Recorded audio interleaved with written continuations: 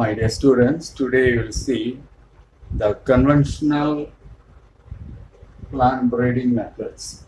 Conventional plant breeding methods are the traditional method regularly we are following from generation after generation. Those methods are called conventional plant breeding method.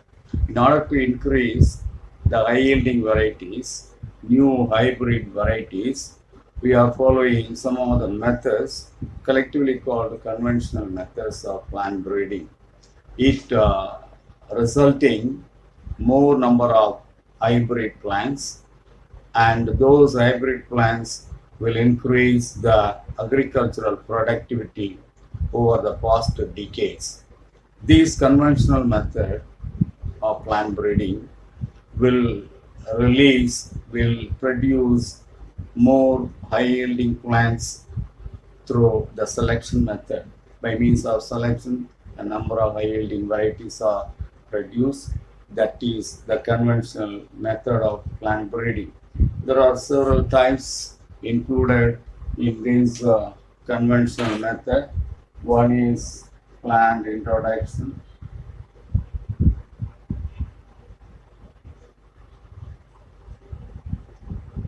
Number two, selection.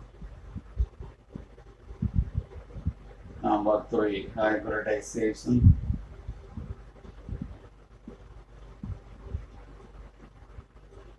Number four, heterosis.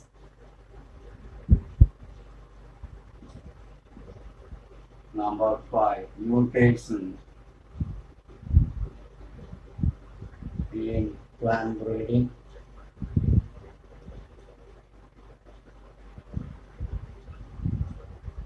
Polyploidy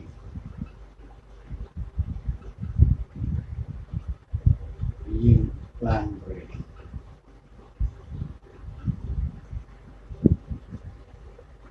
Green revolution.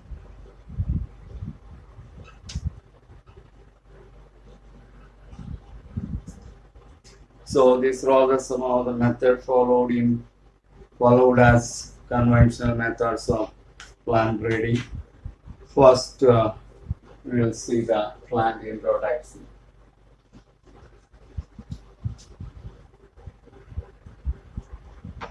It is defined as the introduction of genotype from a place to a new place, from one country to another country, from one locality to another locality. That is plant introduction. When a plant is brought from any other place and is grown in our local environment, that is plant introduction. For example, rice variety IR8. IR8 is introduced plant variety, introduced rice variety. It was introduced from Philippines. Like that, a number of wheat varieties introduced from Mexico. For example,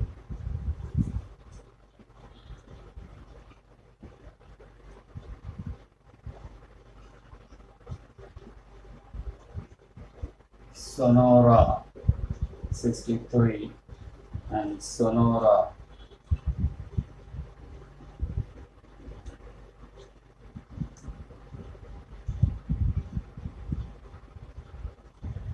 64.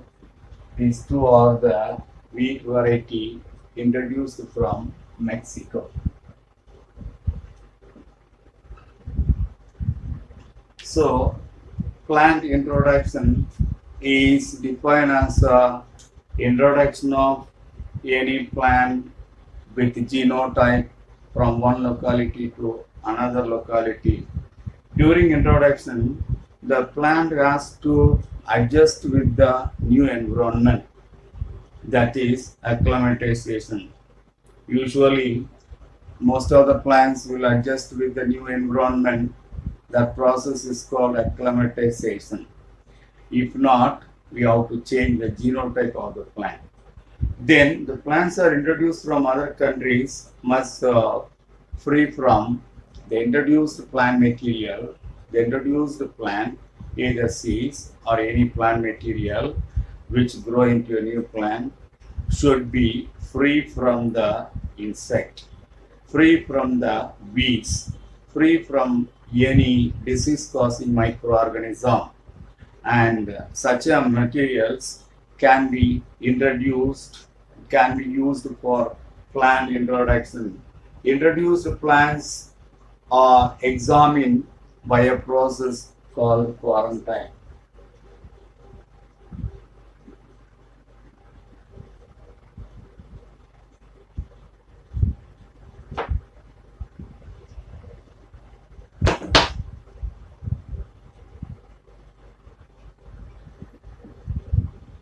Quarantine is a strict isolation imposed by the government in order to prevent the spread of disease. That is quarantine.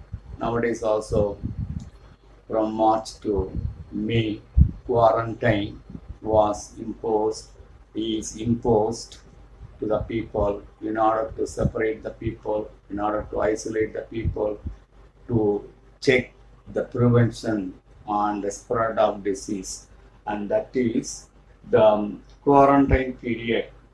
There are two types of introduction. One is primary introduction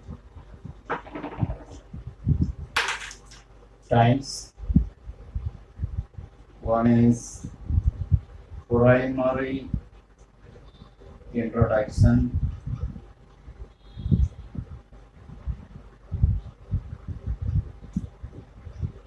and secondary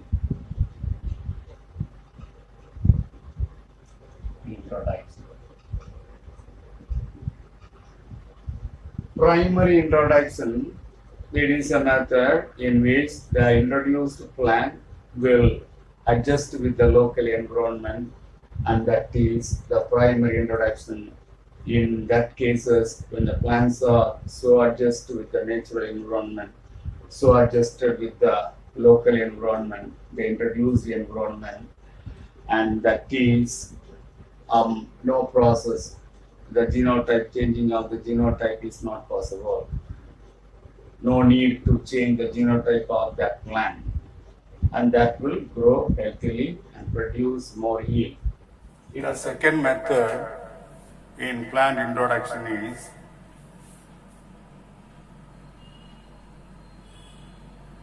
secondary introduction.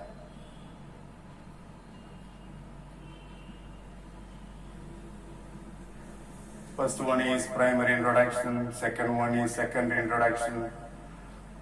First method, plant introduction, primary plant introduction, is when we bring any superior varieties, commercially very important plants from other countries and introduce into our locality, and in our locality if we grow, that is plant introduction, primary plant introduction. Commonly called it is introduction. When the introduced plants so adjusted with the local environment, that is called primary introduction. So in that case, in the primary introduction, no need to change the genotype. In the second type, secondary introduction, when the introduced plants are not so adjusted with our soil, so adjusted with our local environment, the genotype of that plant, introduced plant, should be changed. How to change? This introduced plant is crossed with superior quality plants, superior variety plants in any one of the botanical garden, and a superior hybrid variety is obtained. Those superior hybrid varieties are grown in the botanical garden, and after that, after some period, those varieties will be distributed to the farmers. That is the secondary introduction. For example, tea varieties.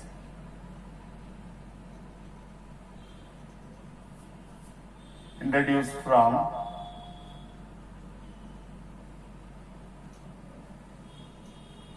China and northeast India. These tea varieties were grown in the Kolkata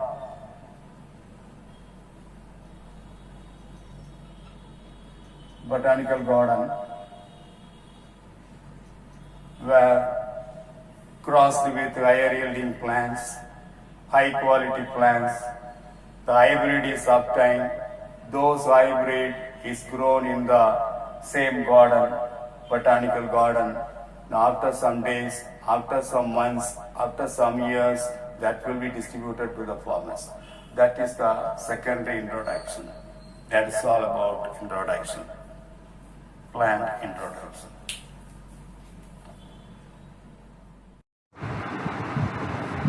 My dear students, now I will see the NBPGR, National Bureau of Plant Genetic Resources. National Bureau of Plant Genetic Resources is located Rangpuri, New Delhi. What are the functions of this National Bureau of Plant Genetic Resources? Number one, is responsible for plant introduction and maintenance of the germplasm of various agricultural and horticultural stations in India. What is the plant introduction? Already we have consulted about the plant introduction. When you bring any plants from other countries, other state, other area and grow in your locality, that is plant introduction. Many plants are introduced from other countries. For example, wheat variety Sonora 63 and Sonora 64 were introduced from Mexico. Now also many high yielding varieties are introduced in order to produce high yield, in order to get high yield in plants. Germplasm. What is germplasm? Germplasm, any plant material which produce new plant, collectively called germplasm. Say for example, seeds, any parts, underground parts of the plant or any part of the plant which produce new plant when grow, and that is the germplasm. That is the first functions of this National Bureau of Plant Genetic Resources. The second function, maintenance of the botanical plant materials and medicinal products. The valuable plant products, valuable plant materials are protected, maintained by this National Bureau of Plant Genetic Resources, including the medicinal plants. The third one is it will protect all the plant parts irrespective of anything. And this, it has 4 regional quarantine stations. One is at Amritsar, second one is Kolkata, third one is Mumbai, and fourth one is at Chennai, Meenambakam. So these are all the stations, substations located in 4 different places. That's about NBPGR.